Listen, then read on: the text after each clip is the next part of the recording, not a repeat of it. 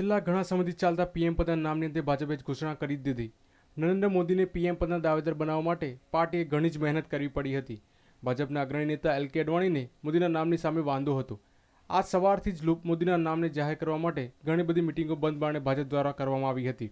દેશના તમામ લોકો તેમજ મીડિયાની નજર આ જાહેરાત પર જ હતી। અમદાવાદમાં ભાજપ કાર્યાલય ખાતે સવારથી જ ભારે ચહલપહલ જોવા મળી હતી। ત્યાં અચાનક જ બપોરે 3 વાગે નરેન્દ્ર મોદી દિલ્હી જવા માટે રવાના થયા હતા અને સાંજે 6 વાગતા જ મીટિંગ પૂર્ણ થતાં મોદીનું નામ પીએમ પદ તરીકે જાહેર કરવામાં આવ્યું હતું। આ સાથે જ ભાજપમાં હર્ષનું મોજું ફરી વળ્યું હતું। કાર્યકરોમાં ભારે ઉત્સાહ જોવા મળી રહ્યો હતો।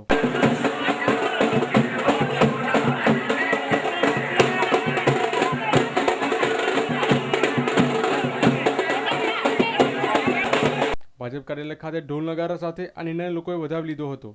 ભાજપ કાર્યાલય ખાતે હજારોની સંખ્યામાં કાર્યકરો તેમજ ભાજપના અગ્રણીઓ હાજર રહ્યા હતા અને ફટાકડા ફોડીને પોતાનો આનંદ વ્યક્ત કર્યો હતો। ભાજપના નેતાઓએ અને કોર્પોરેટરોએ પણ પોતાની ખુશી વ્યક્ત કરી હતી। ગુજરાતની પ્રજામાં અત્યારે ઘરે ઘરે નાના બાળકોથી માંડીને વૃદ્ધો સુધી જબરજસ્ત લાગણી અનુભવી રહ્યા છીએ। અત્યારે જ એવું લાગી રહ્યું છે કે નરેન્દ્રભાઈ પ્રાઇમ મિનિસ્ટર બની ગયા છે। ગુજરાતનો એક એક યુવાન, ગુજરાતની એક એક સ્ત્રીઓ, મહિલાઓ, બાળકો, વૃદ્ધો બધા હર્ષની લાગણી અનુભવી રહ્યા છે। એવું માની દિવાળી પહેલા ગુજરાતની અંદર 1-1.5 મહિના પહેલા દિવાળી આવી ગઈ હોય એવું લાગે છે।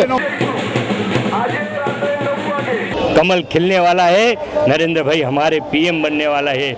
ये भावनानी साथे आज देशનો યુવાન અંધેરા હટાવવાની સાથે કમલ ખીલવવા માટે રણ મેદાનની અંદર આજથી એક ઉત્સાહના વાતાવરણની અંદર આવી ગયો છે અને આ સંદેશો માત્ર ગુજરાત નહીં દેશના ખૂણે ખૂણે સુધી પહોંચશે અને 2014ની અંદર આ ભ્રષ્ટાચારી, આતંકવાદી, મોંઘવારી વાળી કોંગ્રેસને જાકારો આપવાનો દિવસની શરૂઆત એ આજથી થઈ ગઈ।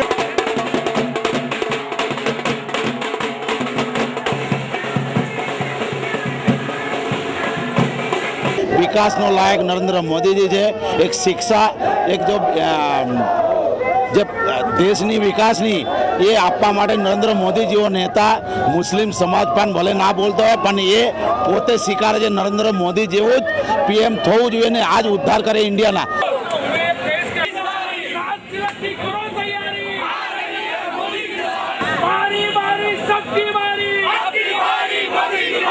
જબરજસ્ત ઉત્સાહ છે અને અહીંયા તો ગુજરાતમાં ઉત્સાહ છે જ, પરંતુ બીજા રાજ્યોમાં પણ એટલો જ ઉત્સાહ છે। બીજા રાજ્યોના જે કોઈ આપણા મિત્રો હોય એ પણ ફોન કરીને કહે છે કે ભાઈ નરેન્દ્રભાઈનું નામ જાહેર થાય તો અમે બધા સાથે જ છીએ।